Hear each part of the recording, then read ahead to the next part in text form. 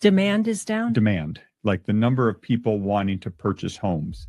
I wouldn't agree with that. Really? We have a lot of people trying to find homes, especially in that, median price for Albuquerque. Can we get in a big argument about this? Yeah, let's.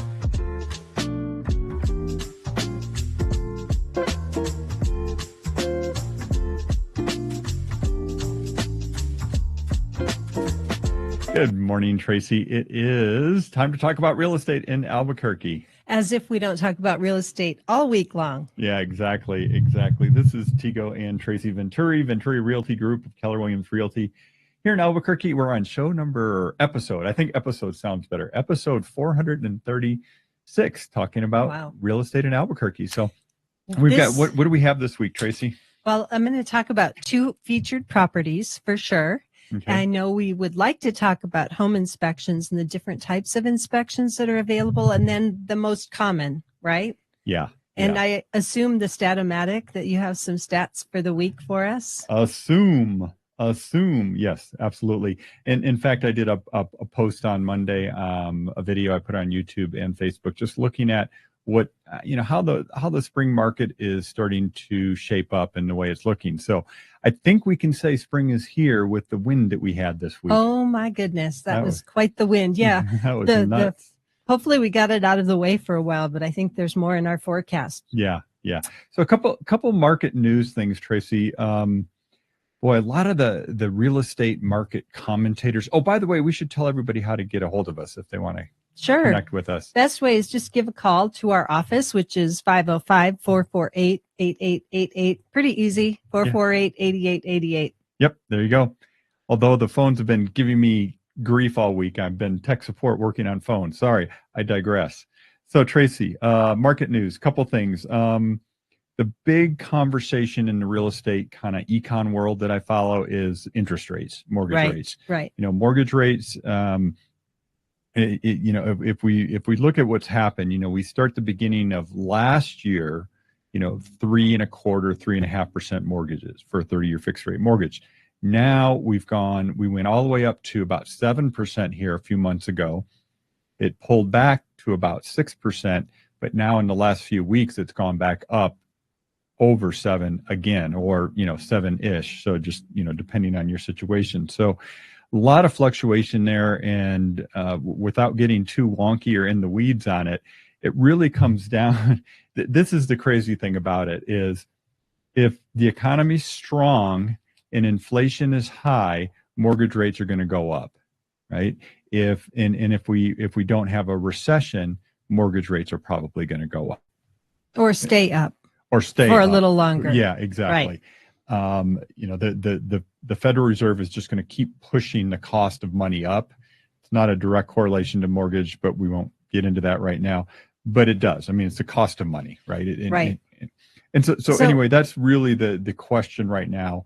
Are mortgages going to now stabilize here? Are they going to keep going up? Are they going to come back down? A lot of people are expecting them to come down in the next couple 3 months, just depending, because people are expecting inflation numbers to get better. So that's a big picture on that.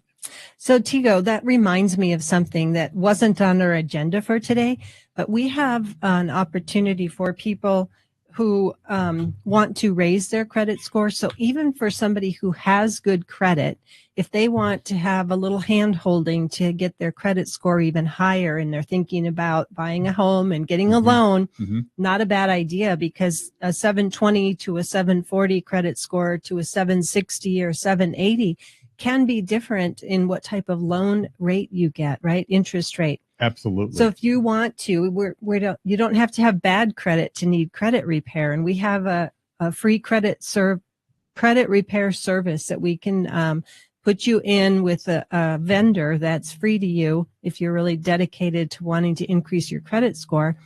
That even if you have good credit, makes sense just to get the advice of a few things you might do, because I know there's a lot of people out there that do credit repair. Well, yeah, and Michael, he's on here this morning, so he talks about it, and I think the one thing to be clear, there's ways to clean.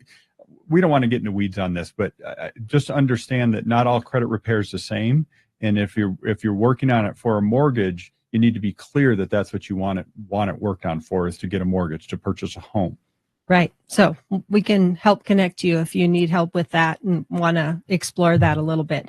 Yeah. And since the phones have been really bad this week, we are available via our website, our welcomehomeabq.com, but our phone should be working. So 448-8888. They're being forwarded. It's just they were being frustrating this week, and you can always text us also at that same number. Right. Just a couple things that I wanted to point out that I saw happening in the Albuquerque market, in the Albuquerque real estate market, is prices. I look at list prices a lot because list prices kind of tell me the future trend of where prices are going to be in the future. If list prices are dropping, that's a really good indication that home prices are going to be dropping in the future, right? So, but what's happened is from May until just into December, home list prices did pull back a little bit. There was some pullback. However, in the last couple months now, list prices are starting to get pushed up. And what that tells me is that home sellers are confident, real estate agents that are helping them are confident about the market, and that, that people feel like they can get their price, and potentially even more than a month or two ago. So you're saying in the last few weeks that we've seen home prices going up. The last couple of months. It started right at the beginning of the year, basically. There we go. Right after Christmas, actually, is when it really turned. And I've been watching it, wondering if that line's going to continue. The other thing that's positive for home prices right now is what we all know: lack of supply. There just isn't a lot of homes out there. And then one more thing is price reductions. There's not many people reducing the price on their home, meaning, they put it on the market, didn't sell, they have the price reduced it to get it sold.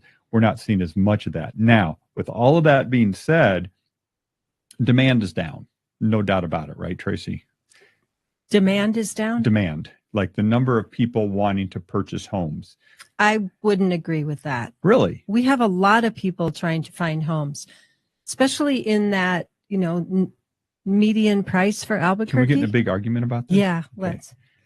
No, there's a lot of home buyers looking for homes. We're seeing multiple offers on homes in that more affordable range for sure. Yeah. Okay. Yeah, I'll accept that. I'll accept that. I guess we're hearing it every day from our team who's out there showing properties, right? And yeah. I guess what I'm just looking at it more from a big picture standpoint, and the number of homes that I'm seeing going pending isn't as much as last year. I'm not, I'm looking at it from a data standpoint, right. not as much. Not the feet on the street. Right. Yeah. And that's what you see. It's interesting because the data, if we just look at data versus really what we feel and what we're experiencing out on the street, they can be two different things. Even when we're looking at working with a home seller and pricing their home, we can look at data all day long, but it doesn't give us some of those things about, is it in a neighborhood? Is it on a street that's busy? Is it, I was going to say something that I won't say, how does the house actually present itself compared to the neighborhood and the streets? So, the data is one thing, but then there's the other. No, the data is everything. Yeah. Just kidding.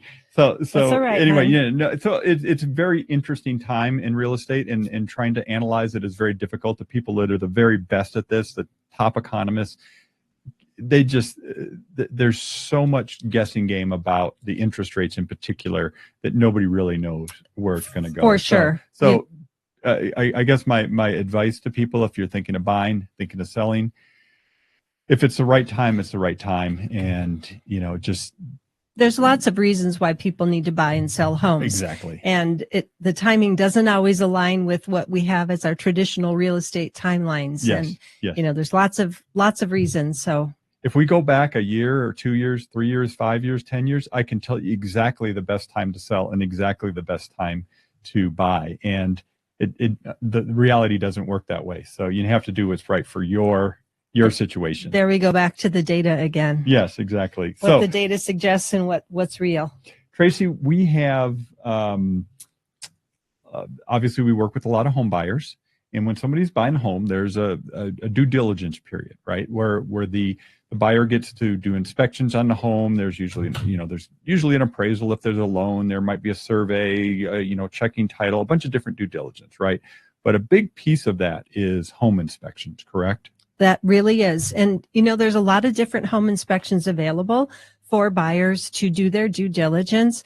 We obviously, when we work with our buyers, we kind of give them the what's most common in our market, and then what are the extras. And a lot of times, Tigo, when we get maybe a full home inspection first, it might say, you might want to do a roof inspection with a licensed roofer. You might want to get a structural inspection. So just because we get our first round of inspections doesn't mean we can't get more inspections later. But let's go through some of the most common. And let me just one point for home buyers that maybe have never bought a home before, or somebody that's been a long time.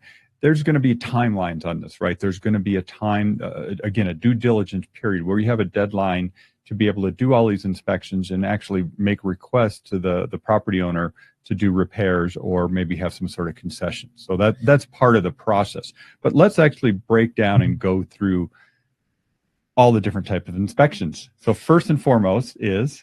Well, the main one would be the full home inspection by a home inspector, somebody who looks at electrical, mechanical, opens and closes windows and drawers and tests some of the electrical outlets, looks at the roof, looks at the exterior of the property, the drainage, just the whole house, right? And they do a written report, and they note anything that they feel are safety issues or other things that may not work. And so it's a complete documentation of the condition of the home at that point in time. That moment in time. And I say that on purpose because that does come up. It's that moment in time, because we've had situations where, the home inspector's there and the dishwasher worked fine. And the next day it put water all over the floor. It doesn't work. Yeah. When you move in, something that worked at home inspection doesn't work. And very often it's something like a window latch is broken, but the seller doesn't know, but who knows what happened. So can I just say something on that? So I think one of the great things about doing the full home inspection, if you're a home buyer, is attend the inspection, maybe not the entire thing, because it may take a couple, 3 hours to do it, but it orients you to the house, right? You learn about the house as you're doing that, right? And so the home buyer now knows a lot more about the house than when they, went and toured it and put in an offer. And many times people don't even remember because they had looked at 20 homes before they do, they do that one, right? So our recommendation typically with a home inspection is to come for maybe the last half hour or so, do your measuring for a fridge or your furniture placement, things like that, and let the home inspector really focus on their checklist and have them show you the things that are going to show up on it that are perhaps concerned that. I got to make a comment on that, because we've had situations where very excited home buyer is following the home inspector around, asking question after question after question, and that's fine, right? There's nothing wrong with that, except the home inspectors have a very specific. They got a long checklist of things to go through, and potentially things could be missed. So just something to think about. Yeah, I think some of the inspectors are better than others at kind of keeping the home buyer in the loop as they go through. And some really want to go through their checklist. They have a routine so that they make sure they get there. They turn on certain appliances that might take longer, like a dishwasher or something. But they like to be in sync and follow their They have a plan. System. They have a system and a process that they follow. Right, for sure. So that's good. I mean, that's the way it should be, right? Right. Yeah. Another very common inspection, which is not necessarily required for a loan, is a pest inspection. So pest inspection, looking for termites, termite damage, anything in the home that appears that termites might be present. And a lot of times the termite inspection doesn't necessarily state that they're active termites, because you don't usually see termites. You see some sort of damage from termites. So it could be old damage that was never fixed. Maybe the house had been treated, and there's usually some sort of, you can tell that it's been treated based on how they treat for termites. And just something on that, we use the generic term termites, but really it's wood destroying insects, because it could be an ant too, right? There's certain ants. Carpenter ants, for sure. That can do it. So yeah, I mean, that's important. The pest inspection, and along with that, many times you get a dry rot inspection as well, that usually the the person doing the pest inspection will also do the dry rot inspection. Correct? Right, which is looking for wood rot, like on beams outside, portals, things like that. Fungus, yeah. Yeah. And some, we know fungus can get into wood, and especially when it's wet, so they'll look for that as well. So what else, Tracy? So then there's lots of individual type of inspections available. You can get in-floor ducts scoped with a camera to make sure the in-floor ducts are not collapsed or they don't have water sitting in them or rusted out. These are for your heating and air conditioning. Heating and air conditioning, but like main floor ducts that are in the floor, not ducting that comes through a ceiling. Right. We have individual roof inspections. Some people want a licensed roofer to look at it, at the roof, and perhaps the home inspector said, hey, you probably should have that done, but some people do it in addition to the full home. They just want to make sure. So if there's pool and spa equipment, a lot of times the pool and spa equipment will be looked at.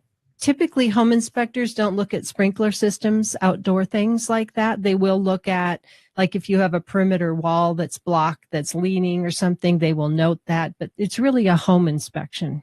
So you're talking about the general, full home inspection versus specific. So now somebody could get a irrigation inspection if they want to, correct? They could. Pretty uncommon, but yes, especially in the winter when it's hard to turn them on. Yeah. But yeah. I mean, it's not uncommon, especially with properties that do have a lot of irrigation. Again, it's an option for people. It's an option, but not very common. Yeah. We don't see it very often.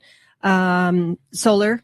Obviously, if there's solar, somebody might want to have the system checked out, right? Whether it's leased or owned. Yep. Sewer line inspection. So a lot of times, even on newer homes, people do get a sewer line inspection. It's a camera scope that goes through the sewer line from the cleanouts. Hopefully there's cleanouts, not always. Older houses, a lot of times there's not cleanouts. Yeah. One of the lines goes to the street. The other goes to under the house. So they'll do a camera scope just to make sure there's no breaks in the sewer line or any, elevation changes that aren't appropriate. Valleys or bellies in it. Sometimes you'll get that where it goes downhill and then it tries to go back uphill a little bit. You'll get standing liquid in that line. So that's something to look for. We've seen that in new homes, actually. Right. That's what I was kind of alluding to. A lot of times people say, oh, it's a very new house, I'm sure it's all good. We've seen some pretty bad systems in newer homes. It just, whoever put it in, and maybe they drove a heavy thing over a sewer line area in a lawn before it was done or something. Let's get back to the new home thing here in a second and that question, but go ahead. I'm sorry. A lot of properties in our market have septic and wells. So a septic system is required to be inspected upon sale by the state. So a septic inspection as well as... Let me clarify, not inspected by the state, but the state requires that it be inspected as a part of a sale. Yes. Well and water. So those are two different things, right? The equipment for the well and the water quality. So E. coli, coliform, making sure there's no bacteria in the well water, right? Yep. Radon. So a lot of people will have a radon test done on the house as a part of their due diligence. Mold, not very common, but you can get an air quality inspection of the property. Lead paint. So houses built before 1978, we have to do a lead paint disclosure. We've had a handful of people test for lead paint over the years. Not common, but Well, and there could be in other environmental concerns that people want to do. So lead paint is one. Other environmental for sure. Yeah. Lead paint is one.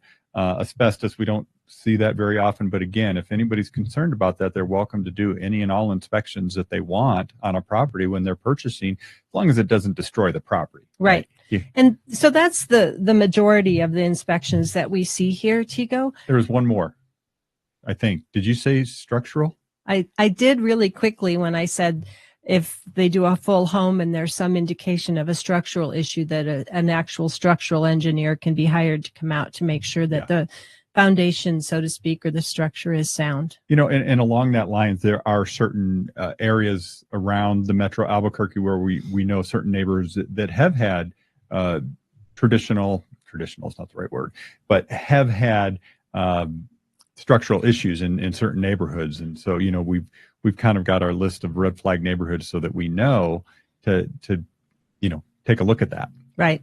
Just like radon again as well. I'm not gonna make any statement that could get me in trouble, but there's certain areas of town that are going to have potential higher radon than other parts of town. And so that's something that people should look into if they're concerned about it and Right. understand what the implications are. So those are the main inspections. Yeah. And as part of what we do as realtors working with our buyers is we help them determine what inspections they would like to have on the house. We help schedule it. We have lists of different providers. Of course, our buyers can choose whoever they want, but typically they say, well, I don't know, radon inspector. And we go, well, here's the typical ones in our market. Is there somebody you'd like us to schedule for you? Yeah. So we help facilitate those. And then if there are follow-up inspections, we help them with finding providers and getting those done. Yeah. Well, that's good. A lot of detail there. Again, if you've got questions about, the due diligence that you can and want to do on a property, talk to us, talk to your realtor about it as you're going through the process. Just a side note, Tigo, is we really don't suggest people skip out on the inspection phase, even if they are competing for a house and they want to say, I will buy it as is. We still suggest that they get inspections so they know what that as is what they're getting into. What they have. Right. What they have, right? Yeah. Most of our houses are really sold as is, right? They're resale homes. They can't expect it to be a brand new, newly constructed home. And so learning about the age of the mechanicals, right? How old is the furnace? How old is the water heater? How old is the roof? And getting all that information so they can think to be budgeting for the future, because everything has an expected life expectancy, which is a completely different topic because there's also the home warranty side of this conversation that we haven't talked about. Yeah. But, it's interesting because I don't know what it is, but I'm making this up. So a home water heater, hot water heater. Yeah. 14 years life expectancy. I don't know. I think I've seen that somewhere in there on an inspection report, right? You know how many homes I've seen that have a 20 or 30-year-old hot water heater that's working just fine? I'm sorry. I stole my thunder. I did. I stole it. I was going to say I've seen 32, 34-year-old water heaters before, right? But again, I mean, to be fair, if a hot water heater is 20 years old, that's kind of something you need to think about and know that it could come up. You're going to have to maybe buy one. Yeah. Yeah. But, water heaters have parts that can be replaced, but a lot of the ones that don't work, well, I always just replace them. I know you do. I know. But in any event, knowing the ages of things so you can kind of gauge, making sure you have funds for that or that you decide to buy a home warranty for those major mechanicals so that if something breaks right after you've spent every dime you have to get into that house, that there's a home warranty to support you at least for the first year. And then you can decide if you want to keep that home warranty in place or not. Yeah, since we had that big conversation about, all the inspections, home warranty is something you really should be looking at if you're a home buyer. It's not very expensive and gives you a really good peace of mind. So, Tracy, let's talk about selling homes. I saw this great thing came across in some of the stuff we work on. It was, getting your home ready to sell this spring. And checklist for selling your home. Yeah, I mean, this was just some good things, and I thought it was really interesting because it really focused on sprucing up the house. And so the three big things were: make it inviting, show that it's cared for, which I thought was good, and boost curb appeal. We've all heard curb appeal, right? Curb appeal, make it look good when you drive up. It's it's clean. You power wash the driveway. You power wash the patio or whatever it is in front. You make sure there's no weeds out front. You plant flowers if you want to brighten it up. If we're coming into spring. And if it's winter, you put some silk flowers in those pots out front that don't look too good. Yes, you just want to make it look good. But this idea of show that it's cared for, I think that's a really good point for homeowners, because many times, you put your home on the market. Let's be honest, we all kind of overlook stuff that we live with every day, right? Right. We do. For sure. Yeah. Our house isn't on the market every day. Yeah, exactly. And we get used to how it looks. And we need it for our comfort, not for showcase. That cracked, wall plate, your switch plate, right? You got a crack in it. You've had a crack in it for 10 years and you just kind of like, okay, it is what it is. Or the switch plates have turned yellow and there's that they too. Look old. Yeah. So So this list I thought was really good, and I couldn't agree more. It's show that it's cared for is, clean your vents and your baseboards. Oh, yeah. Right. Those are the things that kind of get forgotten about on our cleaning list, right? Obviously clean the floors, vacuum, make it really shine, declutter, talk about that all the time. There's actually a kind of a science to that too. It's not just hiding everything. There's more to it than that. It's part of making it inviting, right? Right. And then, organize and then touch up paint. You really want to make it look like this is a home that has been well cared for many, many years, and that they're not walking into something that's just been abused for years. Right. It's basically a good refresh, right? Make it feel fresh and new again. Yeah. And part of that is, and then the last thing was, make it inviting. And in that sense, that's when you're showing the house, right? So. Oh, sure. Yeah. Windows, curtains open, make sure that it's a comfortable temperature depending on time of year. Have it so all the lights on. All the lights are on. It's ready. Bake the cookies. That it smells good. That's one of those old sayings that we hear in real estate. And well, a lot of homes I've shown over the years, when they have out a little dish of candy and a couple bottles of water with a little note that says "Help yourself." When it's 90 some degrees and we're out touring houses, those things make a difference. You really like that house when you get that cold bottle of water in your hand. Yeah. So Tracy, we had kind of a moment last week. I was cleaning the garage. I wanted to talk about this because I thought it was interesting.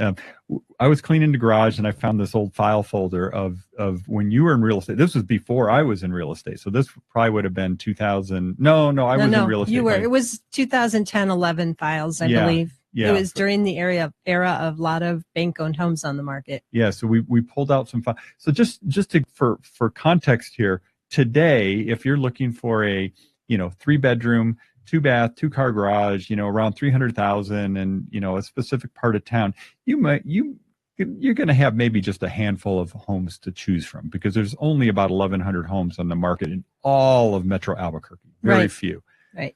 So you pulled out this file where you had all your showing papers, all the different properties that you're showing these people. So how many were there? So I have, when I am about to show houses, I print out the property, the agent copy with all the showing instructions, all the information about the house. I staple them in order. I make all the showing appointments. So I've written on them what time I'm showing them, and I staple them together. Today, if I could find 3 to 5 houses, probably 1 to 3 houses to show somebody of the few that are on the market that actually interest them. So we show a couple houses now. Well, this was a couple days of showing these people. And like I said, it was 2011, this particular file. A lot of bank-owned houses on the market, probably 6,000 houses on the market about then. Yep. And these particular people were anywhere west side or South Rio Rancho. I could tell from my maps and all the listings. So the day one, there was 22 properties stapled together that I was showing on day one. On day two, there was another 16 stapled together. And can you imagine how many houses? I was 15-minute increments, house to house to house. And it was like, okay, after we see them all, if one of them, but showing people that many houses, Tigo, they get to the end of the day and they'd have them all mixed up. And I'd make them make notes after every house and put a big X over it if it wasn't a contender. And we had the 1 through 5. You had to rate every house 1 through 5, and you couldn't choose 3. Yes. So it was either a 1 or a 2 or a 4 or a 5. So we could narrow it down. But then at the end of the day, even their 4s and 5s, which one did they like? They'd like the one with this backyard and that, but they weren't even the same house. They were confusing. But. So it was paralysis by analysis back then, because there were so many choices on the market. And and I mean, it was interesting to go through that, though. Well, I think the takeaway is, wow, how different the market is today compared to 2011. Speaking of, we're going to run out of time. So we've got 2 properties I definitely want to talk about. Okay. Open houses this weekend at Llano Vista Loop Rio Rancho in the Loma, Colorado neighborhood. A single-story house, 1,730 square feet, $365,000. It's open on Saturday and Sunday from 12 to 2. And this is not a gated neighborhood, even though there is one in Loma, Colorado. So 3431 Llano Vista. It's Llano, Llano Vista. Got it. Loop in Rio Rancho, just hot on the market. Another one, no open house, but just went on the market on Friday. It's 8844 Desert Fox Way, 87122. It's listed at $479,900. It's one of those homes. It's in a gated neighborhood, right? Holly and Holbrook, maybe area. Yeah. So no, it's right across from Trader Joe's, basically, and Pizzeria Luca, right there on the north side of Holly. So that's in a little gated neighborhood. That house was built by Balin Construction, and it's really got beautiful Southwest touches. It's a 2-story for $479,900. Really great house. So if you want to see that, call right away.